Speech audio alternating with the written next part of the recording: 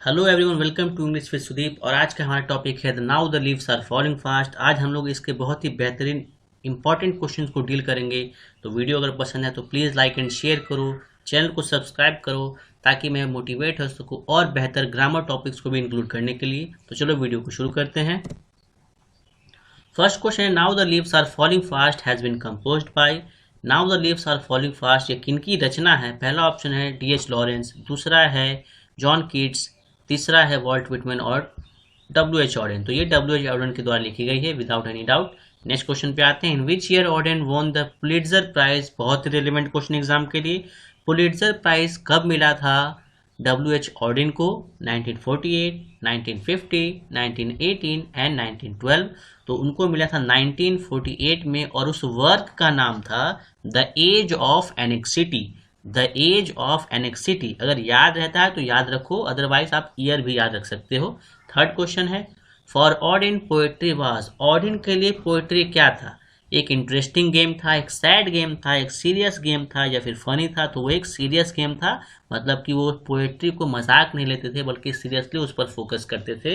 एक note given है, ऑडिन एक पोएट भी थे, क्रिटिक भी थे और वर्स ड्रामेटिस्ट भी थे। क्रिटिक आप कह सकते हो एक प्रकार का जज। ठीक है, आगे बढ़ते हैं हम लोग। फोर्थ क्वेश्चन है now the leaves are falling fast is now the leaves are falling fast क्या है? क्या वो एक ड्रामा है? क्या वो एक शॉर्ट पोएम है? क्या वो लिरिक है या लव पोएम है? तो ये भी एक लिरिक है जिसको कि गाया जा सकता है। बहुत बेहतरीन पोएम है इस पर्टिकुलर बुक में। आगे देखते हैं। Now the leaves are falling fast enacts the frustration inherit in dash. Now the leaves are falling fast अगर आपने पढ़ी है तो बहुत ही बेहतरीन पोएम है। इसमें फ्रस्ट्रेशन दिखाया गया है एक पर्टिकुलर बींग का। तो वो बींग कौन है? क्या वो नेचर का फ्रस्ट्रेशन है, यूनिवर्स का है, एनिमल्स का है या फिर ह्यूमन का है? तो वो ह्यूमन लाइफ से रिलेटेड फ्रस्ट्रेशन था कि कैसे वो अपने आसपास की चीज़ों से लेकर डिप्रेस होता है और अपने काम पर फोकस नहीं कर पाता, कैसे उसकी इच्छाएं जो हैं वो अधूरी रह जाती हैं। नेक्स्ट क्वेश्चन पे आते हैं। In the poem now the leaves are falling fast nurse stands for. इस पर्टिकुलर पोएम में नर्स वर्ड का इस्तेमाल किया गया था। नर्स का मतलब क्या होता है? क्या नर्स का मतलब हमारा एक पीपल? क्या वो एक ट्री है? क्या वो लीव्स है? और क्या वो कोई भी नहीं इनमें से? तो अगर आप लिटरल मीनिंग वहाँ पे ढूंढो तो नर्स रिप्रेजेंट्स अ ट्री। देखते हो आप लोग झाड़ वगैरह खुद ब खुद उगाते हैं तो उनको ही कहते हैं हम लोग नर्स। लेकिन यहाँ पे नर्स जो है पर्टिकुलर अगर इनडायरेक्ट मीनिंग ढूंढा जाए तो नर्स रिप्रेजेंट कर रहा था होप्स, उम्मीद। ठीक है, तो अगर इन लिटरल मीनिंग आए वहां पर, अगर होप ऑप्शन में मिले आपको नर्स का तो आप उसको भी टिक कर सकते हो। नेक्स्ट क्वेश्चन पे आते हैं हम लोग।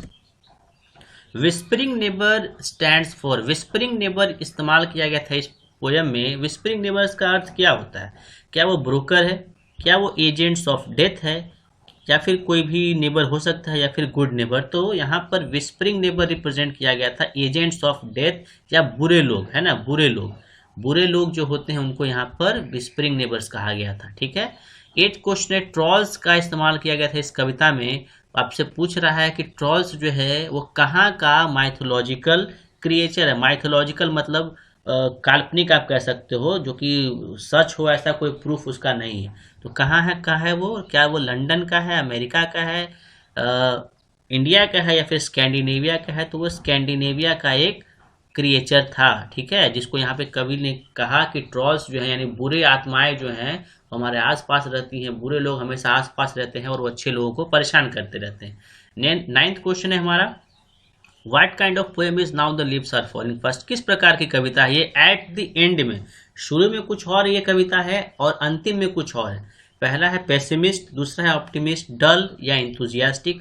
तो शुरुआत में ये कविता काफी जो है वो पेसिमिस्ट थी, मतलब निराशावादी। ठीक है, लेकिन जैसे जैसे ये कविता आगे बढ़ती है लास्ट के कुछ पैराग्राफ में कवि ने कहा है कि हर एक पर्सन के लिए उम्मीद कभी ना कभी होती है, तो उसको हमेशा आशावान बने रहना चाहिए, फ्रस्ट्रेटेड नहीं होना चाहिए। या अगर आप होते हो तो अपने आप को मोटिवेट करना चाहिए। नेक्स्ट क्वेश्चन पे आते हैं हम लोग। In the poem now the leaves are falling fast who is referred to as dumb. Dumb किसको रिप्रेजेंट किया गया इस कविता में? क्या वो स्पीकर है? क्या वो स्पैरो है? क्या वो नाइटिंगेल है? वो क्या वो रीडर्स है? तो यहाँ पर करेक्ट ऑप्शन है option number C, nightingale. Nightingale यहाँ पर लिटरल मीनिंग था अच्छे लोग भी बुरे लोगों को देखकर अपना स्टेप नहीं लेते, इसलिए नाइटिंगेल यानी कि वहां पर अच्छे लोग वो चुप रहते हैं। 11th क्वेश्चन है, in the poem now the leaves are falling fast who is not suppose to help. Now the leaves are falling fast में ऐसा कौन सा पर्टिकुलर एस्पेक्ट पोएट के द्वारा मेंशन किया गया था जो कि मदद को नहीं आने वाला है, और कवि ने कहा था कि आपको अपनी मदद खुद करनी पड़ेगी। क्या वो नाइटेंगेल था, क्या वो एंजल था, क्या वो पीपल थे, या नन ऑफ दिस। तो कवि ने कहा था कि कोई भी एंजल नहीं आएगा, इसलिए आपको अपने सिचुएशन से खुद डील करना है, समय को बर्बाद ना करें।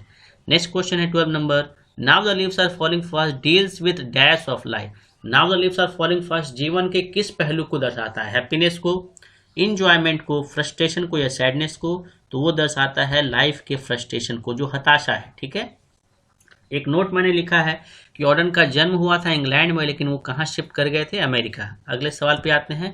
13th क्वेश्चन है, as per the poem now the leaves are falling fast what has been compared to human life in terms of relief.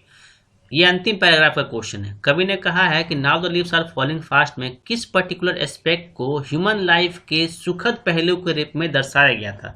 क्या वो ट्रीज थे, क्या वो वाटरफॉल था, क्या वो पॉन्ड था, या फिर रिवर था? तो वो वाटरफॉल था। कवि ने कहा था कि आप माउंटेन पर अगर चढ़ते हो बहुत ही हार्ड होता है चढ़ना, लेकिन जैसे ही देखते हो कि आपको कहीं दूर पानी दिखाई दे रहा है तो आप उसको क्लाइंब करना शुरू कर देते हो, क्योंकि आपके पास कोई ऑप्शन नहीं है, और आपको वो वाटरफॉल आपके लिए एक जीवनदायी साबित होता है। तो लाइफ भी ऐसा ही है, काफ़ी फ्रस्ट्रेशन है, लेकिन अगर आपका कोई गोल है, आप उस पर निरंतर चलते रहते हो, तो वो सारे नेगेटिविटी आपके जीवन से हट जाते हैं।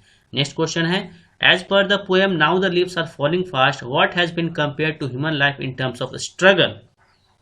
रिलीफ के रूप में क्या कंसिडर किया गया था? वाटरफॉल। और स्ट्रगल के रूप में क्या कंसिडर किया गया था लास्ट ही के पैराग्राफ में? क्या वो माउंटेन था, क्या वो वाटरफॉल था, क्या वो पॉन्ड था, या रिवर था? तो स्ट्रगल है हमारा जीवन में माउंटेन की तरह, एक पर्वत की तरह, जो कि काफ़ी स्टीप है, जिस पर चढ़ना इम्पॉसिबल है। लेकिन रिलीफ क्या मिलता है? अभी मैंने बताया क्वेश्चन नंबर 13 में, रिलीफ क्या है उस पहाड़ पर चढ़ने के लिए? वो वाटरफॉल। तो गोल हमारे लाइफ में अगर है तो माउंटेन यानी प्रॉब्लम कितने भी बड़े हो, आप धीरे धीरे उसको गेन कर लेते हो। 15th क्वेश्चन है, whose work has been divided into 2 parts. किसके काम को 2 हिस्सों में बांटा गया है? पहला ऑप्शन है डी.एच. लॉरेंस, दूसरा है डब्ल्यू.एच. ऑर्डन, तीसरा है कमला दास, और चौथा ऑप्शन है नन ऑफ दिस। तो करेक्ट ऑप्शन है यहाँ पर डब्ल्यू.एच. ऑर्डन। उनके वर्क को 2 हिस्से में डिवाइड किया गया था, ये आपको मिल जाएगा इंट्रोडक्शन पार्ट में। तो thank you guys, I hope video आपको पसंद आया होगा। प्लीज़ कीप रिवाइजिंग, सारे चीज़ों को भूल जाओ, कोई फालतू का डिस्टर्बेंस नहीं। आप सिर्फ पर्टिकुलर, अगर आप मोबाइल भी यूज़ करते हो तो सिर्फ एजुकेटेड चैनल को देखो, और वो भी सारे नहीं, जो आपको समझ में आता है, जो आपको याद रहता है उसको देखो। ठीक है, थैंक यू सो मच।